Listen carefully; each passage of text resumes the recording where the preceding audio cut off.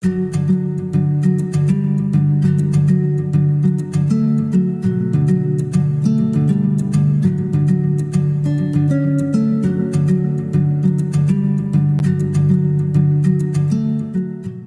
week het ons gepraat oor die herprogrammering van ons gedagtes om uiteindelik voluit te kan vertrou en dit te doen deur die natuur te kyk en opnuut te besef, as God dan vir dit sorg, sorg hy ook daarom vir my en hoef ek nie bekommerd te wees nie.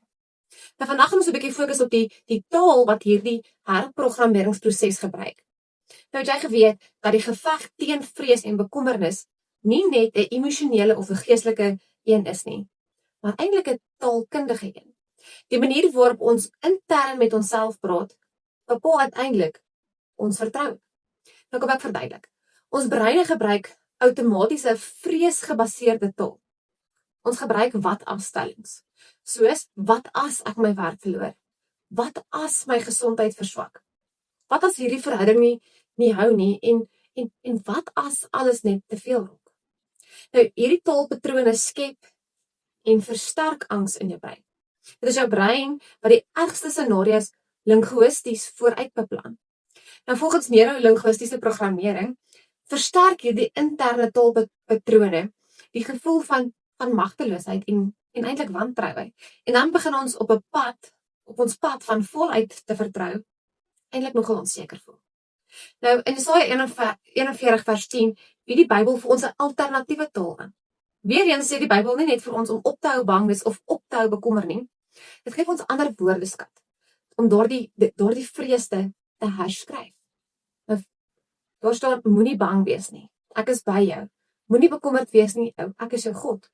Ek versterk jou, ek help jou, ek hou jou vas. Met my eie hand red ek jou. Nou hoor mooi, ek is by jou. Vervang hierdie gevoel van verlatendheid met teenwoordigheid. Ek versterk jou. Dit vervang die gevoel van swakheid met mag. Ek help jou. Dit vervang die gevoel van magteloosheid met ondersteuning. Ek red jou met my eie hand. Dit vervang daai gevoel van val met stabiliteit en sekuriteit. So wat hier gebeur is, God herskryf ons vreestaal met sy ek is taal.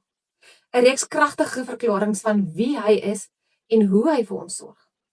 So om voor te vertrou is om jou taalpatrone doelbewus te herskryf. Wanneer die wat-as taal begin, herken dit as die ou foutiewe programmering. En herskryf dit onmiddellik.